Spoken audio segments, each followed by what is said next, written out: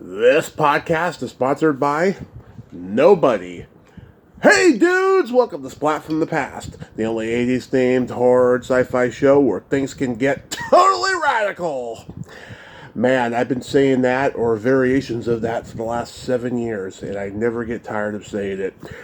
So today I will be welcoming back my good friend Anastasia Washington. God, how many times has she been on now? Like 8 times maybe. I've lost count, but she's coming back on, and we are going to nerd out on the entertainment of our youth, talking about films, television, music. I'm sure I'll bring up board games. Anastasia and I are like 7 months apart in age or something, and we're probably going to have a lot of the same common, viewing choices and listening choices as kids, and so it's going to be another great conversation today. I just love Anastasia. She's so funny as a comedian, and she's an actress, and she's an author. Last time she was on, she promoted her first book, You Need to Hear This. I'm going to find out how well that book has done, and if her cooking book is ready, because she hinted that she was going to be writing a cooking book last time. Also, rest in peace, Benji Gregory, the guy who played Brian Tanner on Alf. We did a wonderful interview on October 15th, 2021, and I had no idea he had mental illness until he told me at the very end. He really opened up to me there and told me stuff, it was pretty devastating, and unfortunately I got to see the worst of it on social media. But nevertheless, he was a great guy, and it's just a tragic ending to a tragic life. Rest in peace, Benji. Also, rest in peace, another huge piece of my childhood, Shelley Duvall. She was in like one of the first movies I ever saw, The Shining. She scared me being this skinny, frail, quirky looking actress, but then as I got older, I appreciated how beautiful and talented she was. I mean, need I say more? Not just The Shining, but Popeye, Three Women, Annie Hall, Roxanne, Fairy Tale Theater. I used to rent all the Fairy Tale Theater tapes when I was a kid and even own several of them. And bedtime stories, tall tales and legends, Mother Goose, Rockin' Rhyme. It's funny, she never had children of her own, but she loved children that she wanted to bring, the old, fairy tales and tall tales and legends to, the current landscape of the 80s and 90s, which is so wonderful. She was just a wonderful human being, and she will be greatly missed. And she was just in the middle of a comeback. She was in some low-budget horror movies, Let's see, what's going to happen with those horror movies, since we don't know what happens to most horror movies these days. Rest in peace, Shelley. I love you, and thank you. So yeah, here is my new interview with Anastasia Washington.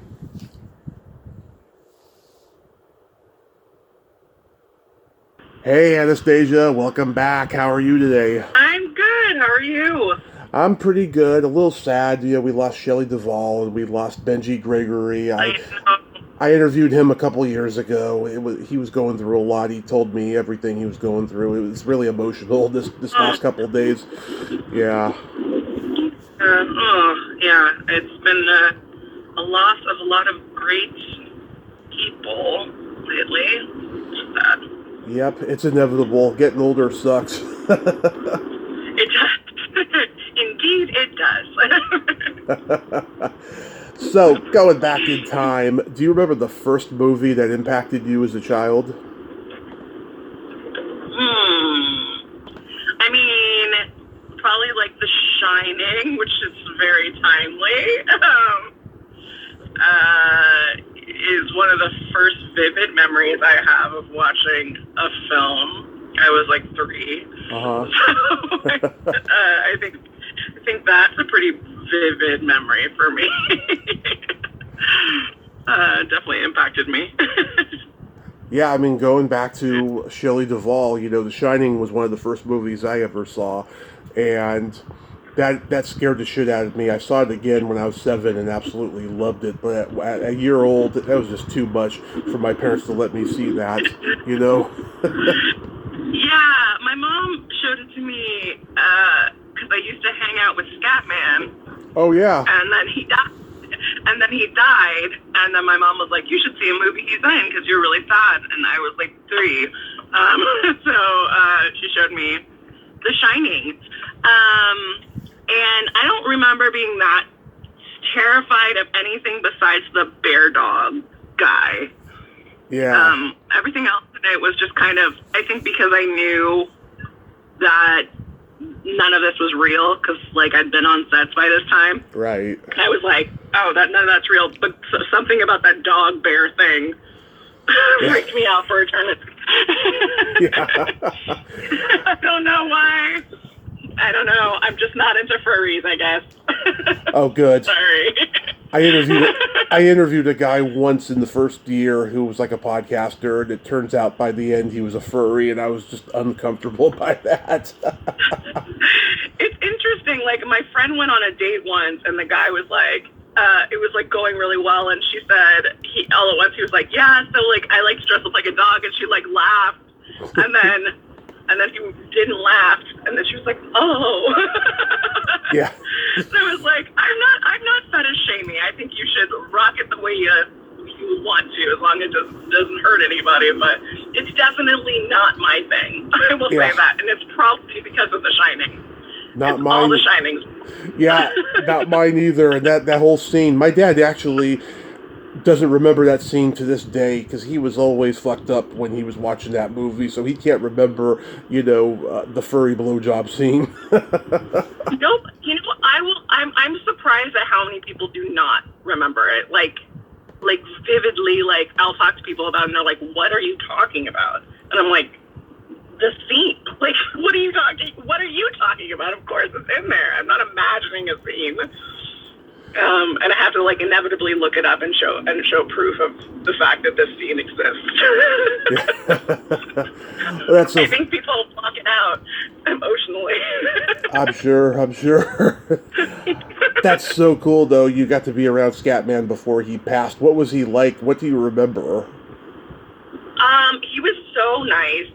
He every morning would go to this McDonald's near my house and drink coffee, and I used to talk with him and sing with him and dance with him because that's who I was. I wouldn't stop tap dancing as a kid. That's why my parents were like, she has to get into the industry because she won't stop singing and tap dancing. So I would just be there most mornings with him at McDonald's, tap dancing and singing, and I don't even know that I really got who he was, except for that he was a voice in the Aristocats. Yeah. I think I was like, Aristocats. Nothing else matters. Nothing else matters about this guy. He's great. He was so fucking cool. If it wasn't for Nicholson, he wouldn't have had a third act career because he put him in 3 movies that I can think of, and then next thing you know, everyone's casting Scatman and everything. I mean, he just had an amazing career, and I'm sure he experienced a lot of overt racism growing up. I mean, God, it's just what a success story, Yeah, amazing. Yeah, and it's great that a community really embraced him, and that he found an advocate because you need advocates no matter who you are in this industry.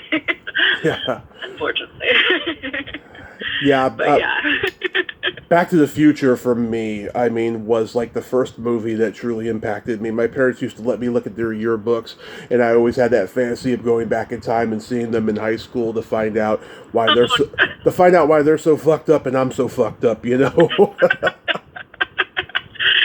I mean, you can do that in therapy too, but I think the defining movies in my life have been all the ones that I either had on beta, because that's what we watched over and over again. It was whatever I found in the dollar bin at Fedco and Beta, and they were like, those are our movies. So it was Beastmaster, Lady Hawk, Give Me Mine, Star Wars, just because we had the tapes. Oh, you remember the dollar bins? Yeah. Oh my God, Kmart and Long's Drugs had them. You would see these really badly duplicated reissues of movies from like companies like Star Maker or Video Treasures or Good Times, where like you see your favorite movies, but they look like they were recorded off of HBO. Yeah, and they probably were. Yeah, I mean, my parents, whenever we'd go to the big big shopping store, which was Fedco for us, was like kind of like a Costco for Costco, and to keep me quiet, they'd give me, they'd be like, you can pick $1 bin movie, and usually I had no idea what it was about. I just liked the picture, and that's how I decide things to this day. No, just kidding. Yeah. Oh my God. What genre did you gravitate toward the most? Probably when I was a kid, more fantasy and horror. Yeah. I'm less fantasy now, I feel like, than I was as a kid. But I did like have my like days of like Hobbit and like Willow and all those kind of things. And I was a little bit a little bit of a scaredy cat when I was a kid, because I had two older sisters who were, one of them loved to play practical jokes on me that I did not find funny, but and so did my dad. So I'd be like, oh, the horror movie's going to continue on into the night because they're going to sneak into my room or with an Alice mask on and try to eat me. Yeah. And that's like, you know. So I try to keep it, I think I liked fantasy a lot back then. Fantasy was so different than it is like now. So like, it's very different now, I feel like. That was my brother's genre. He was a big fan of like the Neverending Story and Highlander and Krull and Labyrinth. Oh, I was obsessed with Labyrinth. I'd watch that over and over, like when I was a kid. Labyrinth was my jam. I feel like it's my sexual awakening too. Like I was like, I don't know why I like Bowie, but I do, and I like his pants. I love it. But yeah, also, these like Dragonheart and Beastmaster and Ladyhawke, like that kind of stuff. But then also my family was very into comedy. Like my dad was a big comedy fan, so like, I had a lot of, we had a lot of stuff I probably shouldn't have watched, like, you know, the Eddie Murphy specials when I was younger, but, like a lot of that stuff. But yeah, like, I don't know, we had a variety of stuff, especially Mel Brooks, like, you know, Blazing Saddles, History of the World Part 1, you know, all that kind of stuff was like very defining for me. Same here. Up. I was a Mel Brooks, Woody Allen, Neil Simon kid. My dad and I, we used to watch R-rated movies when my mom wasn't home, and we watched Animal House. We watched the Dirty Harry movies. He loves Clint Eastwood, and my brother's 9 years older than me, so he recorded all the teen sex comedy movies off HBO, like Porky's, Revenge of the Nerds, Private School. I remember my mom walked in. I'm watching the end of Private School, and at graduation, they all stand up and moon the principal, and my mom was like, "Why are they all showing their butts?" Yeah, I mean, my parents were pretty open about letting me watch stuff. They just, you know, wanted to, like, watch it with me or whatever, you know. But I never really understood why people loved, and listen, people are going to get angry at me. I love Princess Bride. I'm not going to say I don't love Princess Bride. It's great. But I always was like, why does nobody talk about Men in Tights as much as they talk about... I love Men in Tights. Like, I can quote that movie verbatim. Yep. And I just like it's not talked about enough. And that was my go-to when I was a kid, like quoting that one more than quoting Princess Bride. And you know, it was like being an Elijah Wood fan over being a Macaulay Culkin fan. You know, it was divisive amongst the youngsters. Yeah, I was a big Robin Hood Men in Tights kid. My dad took me to see it, and my mom took me to see it, and I just love it. And it was based off of a series Mel Brooks did in the 70s that didn't last, called When Things Were Rotten. It was a Robin Hood series in the 70s. Oh, I didn't even know that. I wonder if I could find that. I think it's on YouTube. I haven't seen it, but I've always known about it. I didn't know about that. Yeah, we had a tape. had 48 hours and Eddie Murphy Delirious, and like I have to leave the room when Delirious is on. There was no ifs, ands, or buts about it. And when I was 14, I finally saw it, and I'm hearing all these jokes my dad used to quote around the house that I thought were his. Like goody goo goo, or it's just too ridiculous. Just all the stuff it's just I couldn't believe that my dad used to quote the more G-rated stuff around the house. You're like, I thought he was brilliant. He just took it from a TV special. I didn't think that, but yeah. Fair enough. Did you go to the drive-in a lot?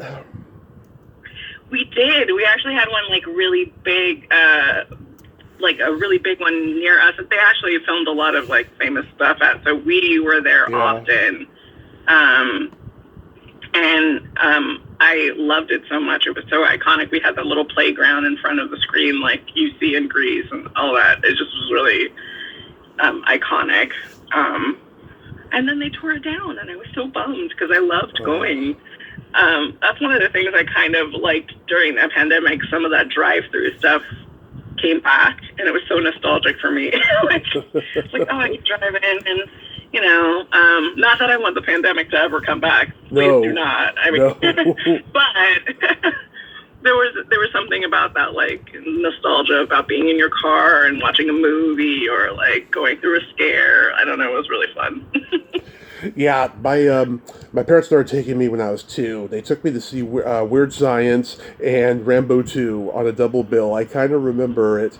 I'm not Mary Lou Henner, but I can remember a lot going back to the age of 1, And, and they stopped taking me for a while when I was 3.5, because it got to a point where I was either falling asleep in the back seat or I was getting out of the car and knocking on windshields. Well, apparently my mom tells a story about going to the drive-in with my sisters, and they thought they were seeing a cartoon, but it was a cartoon. I don't know what the exact title of it was, but it was a naughty. It was probably Fritz the Cat or cartoon. Something. Yeah, so they that, and then they were like, uh-oh. And then another time they went and they were watching an actual kids movie, but my sisters just were completely turned around and watching the other screen, which was just this bloody film. And I was like, oh, my family, we love the bloody. Yeah. Yeah, I remember one of the last times they took me before they stopped taking me for a while. But my mom had to go to the snack bar and complain about something, and there was a stand-up cardboard poster of Charlie Chaplin. It was a cookie ad for Bagley's cookies, and I was like, "Hey, Mommy, I want a cookie just like that man has." And she's like, "You don't get a cookie. I'm mad." Yeah. No cookies during mad times. Yeah, my dad, he went to the drive-in a lot in the 70s when he was a teenager. He would have to see a movie 3 times before he actually saw it, because he would bring a date and they'd be fucking or kissing in the car. They'd go see Rocky. Yeah. They'd go see Rocky, and then the 3rd time he'd see it alone, he'd be like, "Oh my God, this is a classic. It's gonna be a classic someday." Currently it is a classic, yeah. Yeah, well, at that time, it was one of the highest-grossing movies ever, and it got all these Academy Awards, Yeah, it did pretty good. Yeah, look at all the sequels it made. Yeah, it's this joke I always make about when my nephew's very into Star Wars. I thought I was into Star Wars, but he is, can quote planets and weird stuff that I did not even, whatever. But I love to tease him and be like, Star Wars. You mark my words, that's going to be a big deal one day. A really big deal.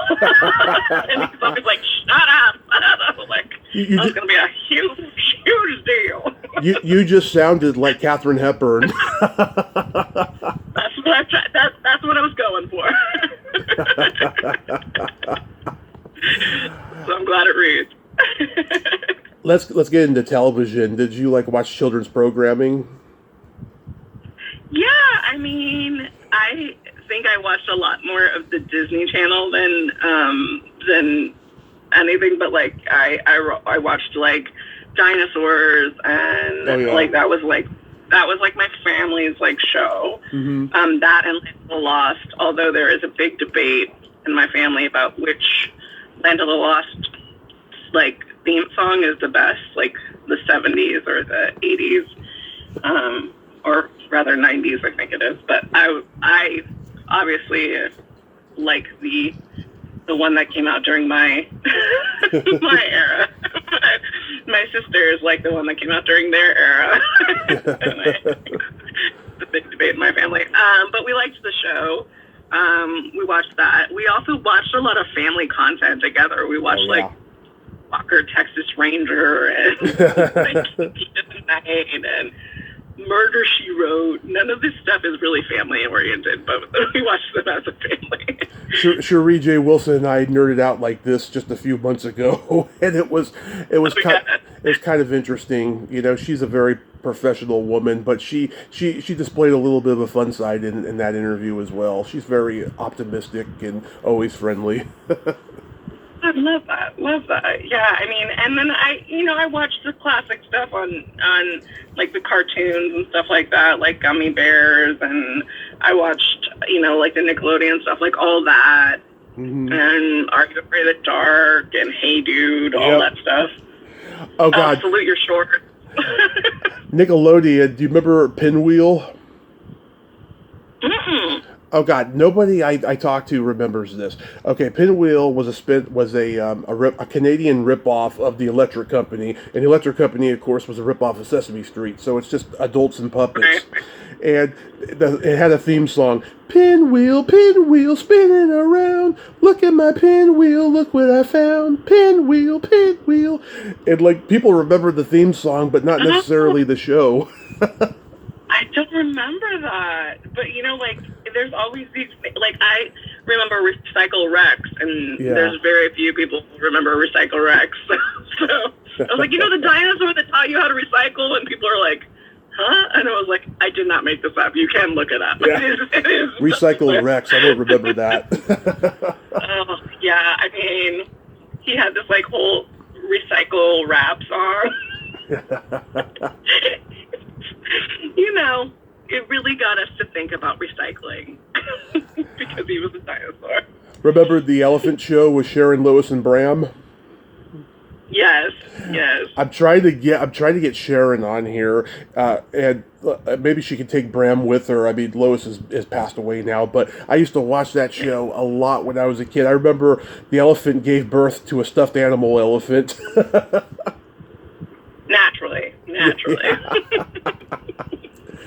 That's the way life works. Do you remember Today's Special?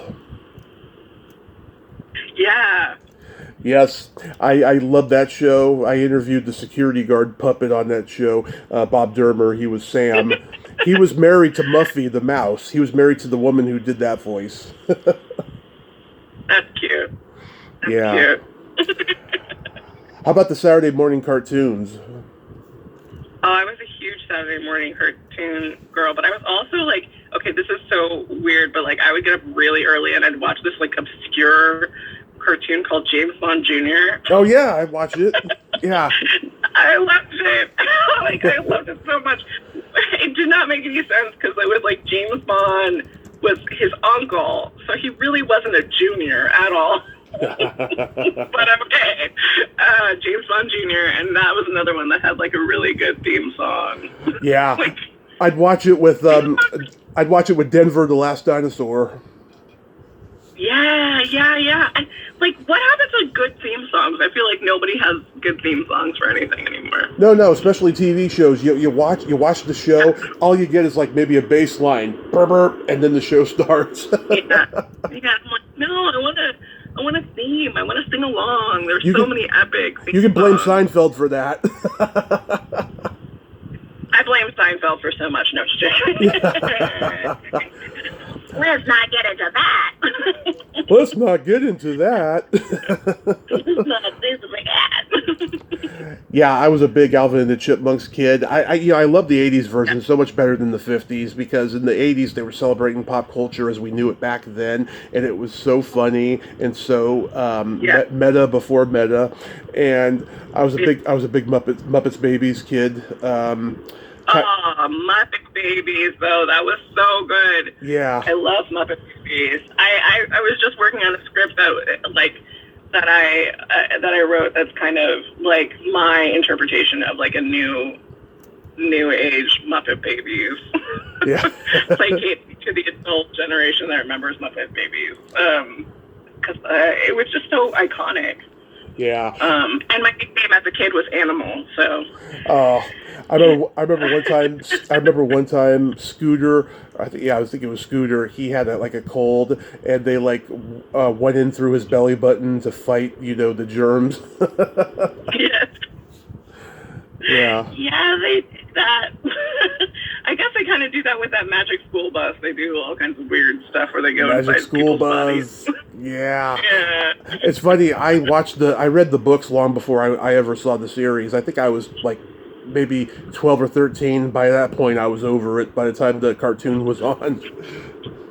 Yeah, it definitely wasn't my generation's kid show, but because I was an aunt at the time, I knew of it because my nieces were watching it. like Bananas in Pajamas, like that one. I was like, that was not my generation, but I remember it because my nieces were obsessed with it. That went over my head. I can't even tell you anything about that one. Oh, it's crazy. There's like two bananas living together. Like literal banana people that lived together in pajamas, always wore pajamas, and there was like teddy bears. It was weird. It was just a weird Sounds show. like it. Theme song is weird. The whole concept's weird. Definitely like Teletubbies, like what's happening? All that stuff is like weird. Yeah. That was my nephew's. Not my generation. That was my nephew's generation too. Yeah. Yeah. Tiny Toon Adventures. Oh yes, Tiny Toon Adventures. Oh yes. Animaniacs. Yeah, that was Tiny Toons was a spin-off of Animaniacs, and I gotta say, as a kid, I didn't know the difference between what Tiny Toons was and what Looney Tunes was, but as I look back now and know that Tiny Toons was a spin-off of Animaniacs, it's like the corporate version of a Looney Tunes cartoon, because you got Spielberg and all these big names behind it and stuff, whereas, it was much smaller back in the 40s when those Looney Tunes cartoons were made, Yeah, for sure. HBO had great children's cartoons like Babar, Seaver, Smoggies. It's funny. There was a couple live action shows that didn't last too long, but they were huge hits. And I found out recently, what happened to them. You remember Encyclopedia Brown and the Babysitters Club? Yes. Yeah, Encyclopedia Brown got canceled quickly because the producer who owned the rights was an illegal immigrant from Russia or Poland, and so he got deported. And Savage Steve Holland, the legendary Savage Steve Holland, who directed Better Off Dead and One Crazy Summer and How I Got into College, he did not want to carry on without this producer, so it was pulled. And then the Babysitters Club, I just interviewed one of the girls, and she told me not to release it, unfortunately. She told me that after they did 13 episodes, the girls went through puberty pretty damn quick during hiatus, so the producers were like, let's not do another season. And then 5 years later, they do a movie with Rachel Lee Cook.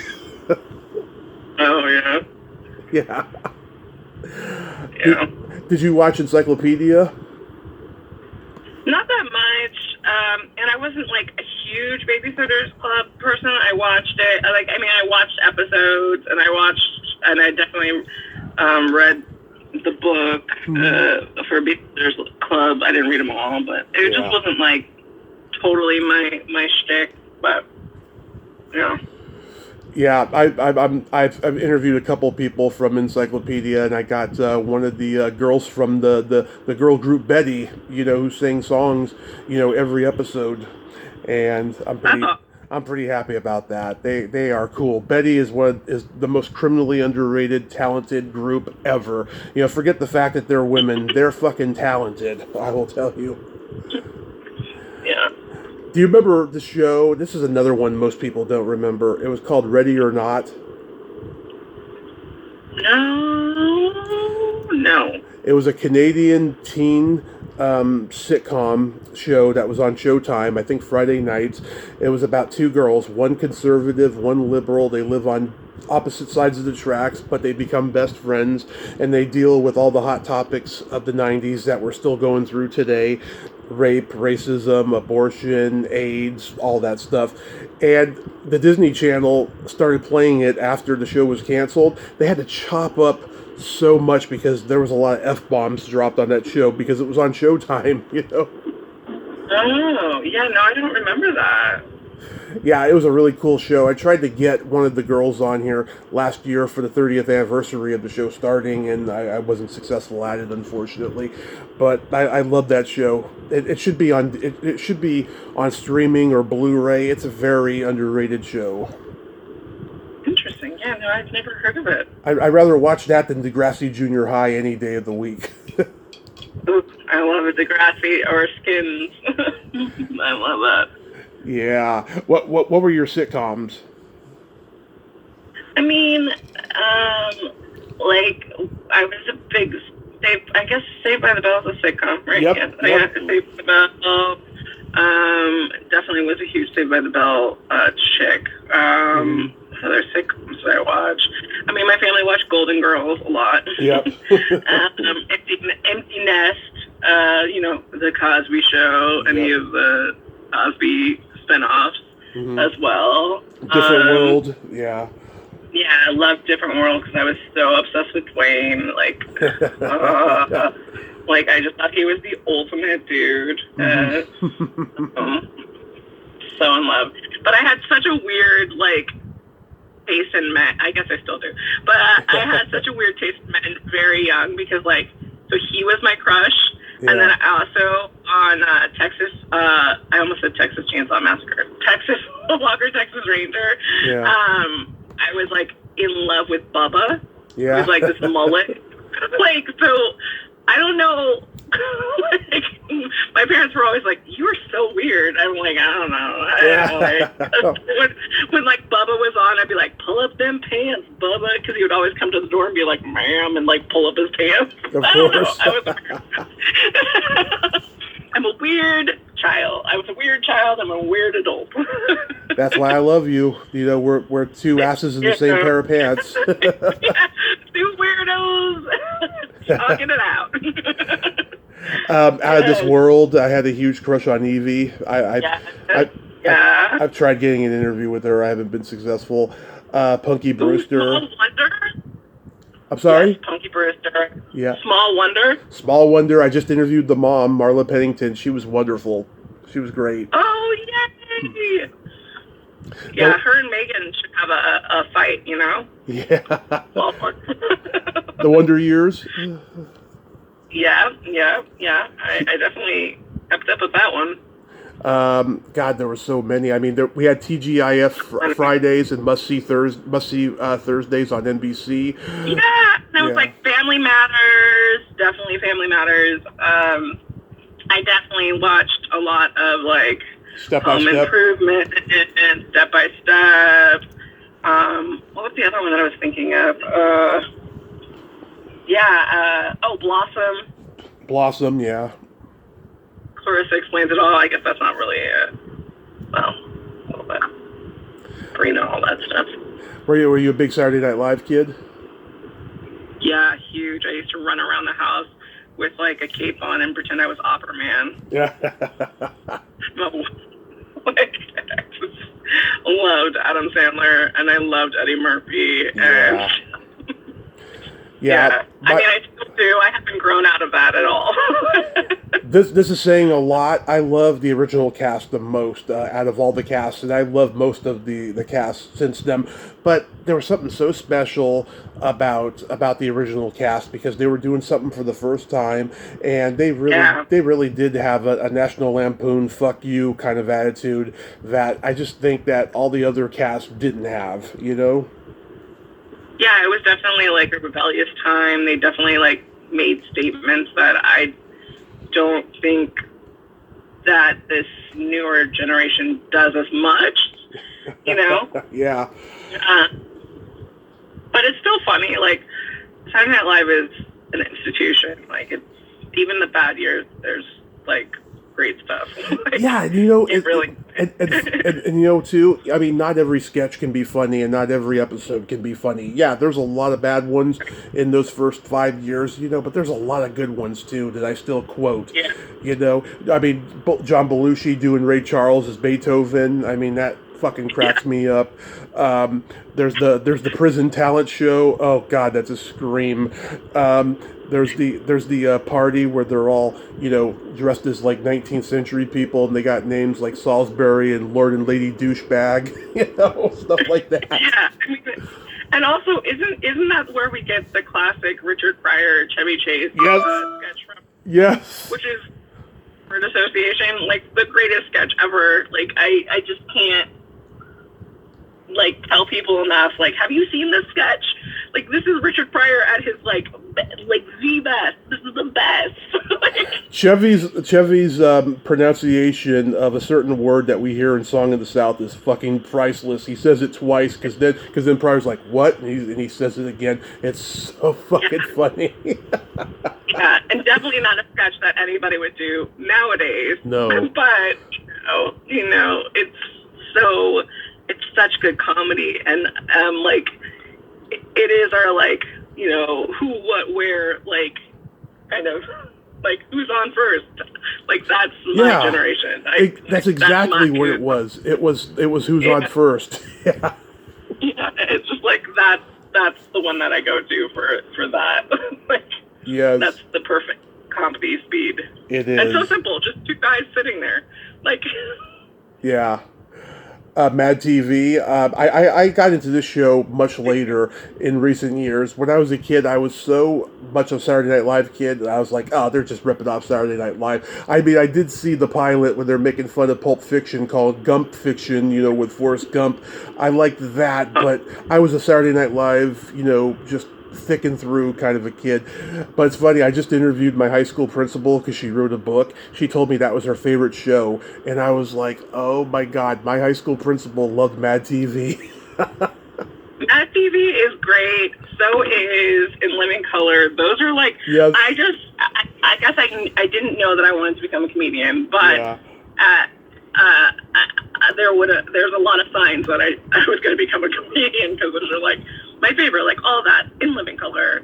And I just got to work with one of the In Living Color original cast members on a film, and she's amazing. We've been going around doing festivals together, Takea. But yeah, like, I don't know. I loved Saturday Night Live, but I loved comedy enough to like watch every single comedy thing that was out there. Absolutely. I was just like, give it to me, give me all of it. I got into the Kids in the Hall later too.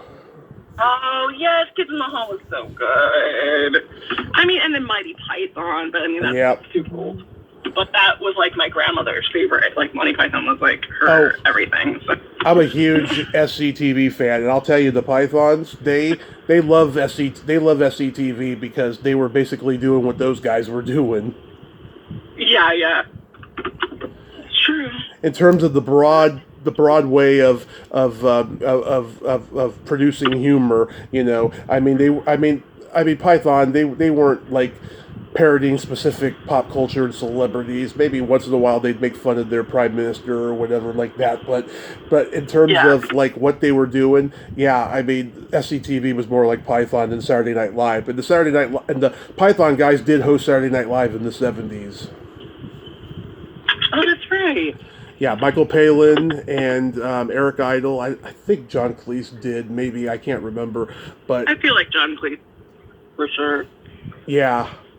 Did you play a lot of board games growing up? Yeah, I mean, my family had like board game nights and stuff like that. We were like Mousetrap and Monopoly people.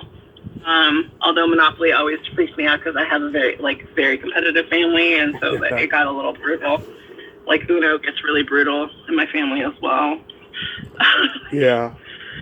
Can you imagine the amount of people who must have either got injured or didn't get injured playing Twister? yeah. I mean, I love Twister. When I was in college, I had Twister bed sheets.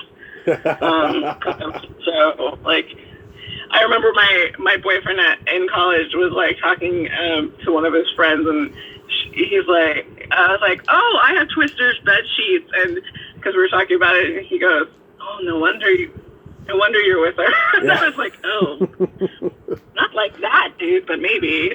Like, okay, I'm just a dork. Clue was always my game. I'm a big Clue lover. I was sad when Martin Mull died. He'll always be Colonel Mustard to me. I know, that was so sad. He gets so epic in so many things. Yeah. He's just one of the timeless actors. Unfortunately, we've lost a lot of them lately. Yeah. Light Bright, you remember Light Bright? Yeah, I still have a Light Bright, so I'm very familiar. Oh my God, you're an onion with many layers, Anastasia. I mean, I have my OG one, and then I bought myself a little tiny one for when I'm stressed, and I can bring it and travel. Getting into music, do you remember the first album you ever bought with your own money?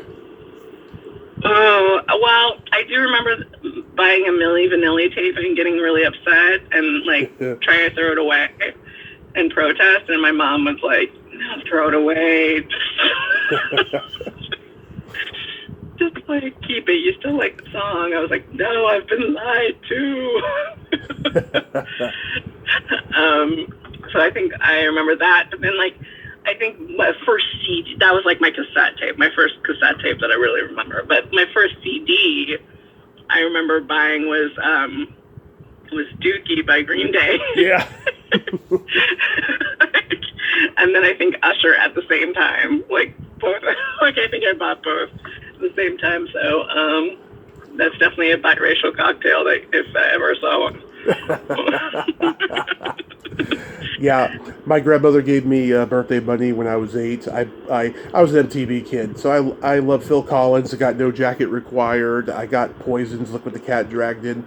And, you know, my parents would give me CDs or cassettes every year at Christmas time, starting when I was 4. I had Michael Jackson's Bad, Janet Jackson's Rhythm Nation, Paula Abdul's Forever Your Girl, Wilson Phillips, New Kids on the Block. All the boys used to call me a girl because I loved New Kids on the Block and Wilson Phillips. Ain't nothing wrong with that, okay? I No. just went to a New Kids on the Block concert and acted like a complete and total fool.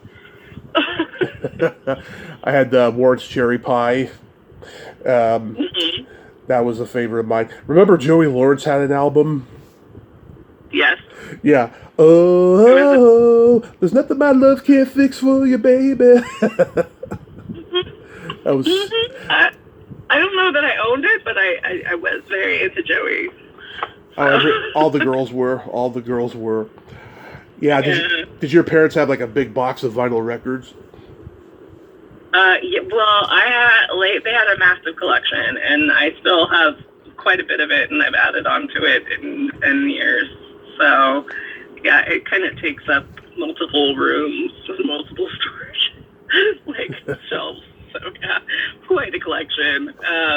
I've been trying to expand some of the sections where I feel like we're lacking. But yeah, for sure.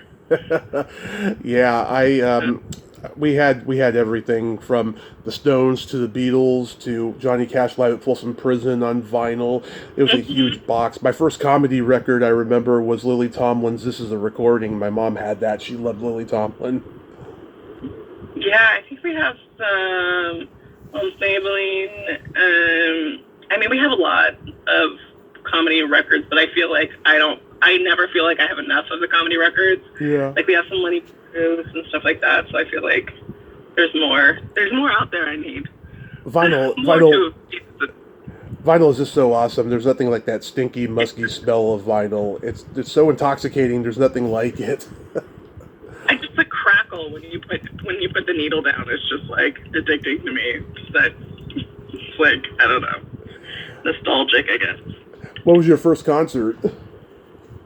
My first concert I don't really remember, but it was apparently Ray Charles and Ella Fitzgerald. Oh. I remember Ella Fitzgerald briefly, and I remember Ray Charles a little bit because I was like worried that he was going to fall off the stage because he was like he was like, rocking on. And I was like, oh God, he's going to fall off the stage. Who is this guy? What is he doing? And then I remember when Ella Fitzgerald came out, my mom was like, she, no matter what she does or says, how good or bad she is, you stand up and you clap and you, like, this is a legend. And I was like, okay.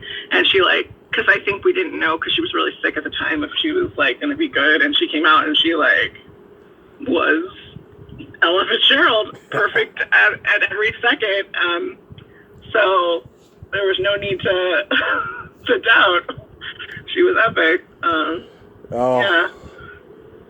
I saw Steppenwolf at the county fair. John Kay was the only original member, and because he's so charismatic, it didn't matter to me, but I was looking at like all the 40 and 50-year-olds, it mattered to them. It was like the magic was gone. But yeah, I saw Alice Cooper, my first real concert when I was 17. I had just lost a really bad football game in high school, and this was the perfect end to a really shitty day. And that guy's a showman. He'll do like songs from every album, and he'll get killed at the end of every show. I'm still trying to remember how he died at the end of this show. I think he got hung or electrocuted or something. Wow, that's crazy. Oh, he's been doing it for 50 years, and he's not going to stop. Yep. Well, it probably keeps him alive. Dying probably keeps him alive. Yeah. Do you remember your first makeout song? No, not really. I remember mine. It was Janet Jackson's Love Will Never Do Without You. Yeah, no, I don't know. It's probably something like Barry White or something. Oh, can't get enough of your love, baby. Yeah, because I think like my first like super like the guy that I first made out with the most, we were like obsessed with Rush Hour, the movie. Love it. We were obsessed with Barry White because of it. So something like that probably. And Usher. I don't know. Yeah, well, my first makeout also led to my first heavy petting experience, and I had seen my first porn when I was 10, so I thank that movie in advance for, for me having some know-how, at that point in time. I was so damn young. How's your book doing? It's doing okay. Yeah, I mean, it's doing good. I mean, I'm independent, so like it's slow moving, but it's good, and everybody that has listened to it is very kind about it. So I'm very grateful for that, and I feel like I want to do more. After I survived this month of 2 conventions, I might do that. Oh yeah, so you're doing the panels at was it San Diego Comic-Con? Yeah, so I have a panel at San Diego Comic-Con called Recast Monsters, where we're taking like several old comic books in the horror genre and reading them live and changing up the genre, the genders and stuff like that to make it more fun. And then Midsummer Scream is the same week, and I'll be in the fashion show for that one. So it'll be quite a week for me that week. 2 conventions, but I will survive. That's amazing. I've given up the dream of hosting panels for now. It's just there's too much bullshit. I mean, I'm enjoying just talking to people for right now. And if something comes along, it comes along. There's just a lot of headache.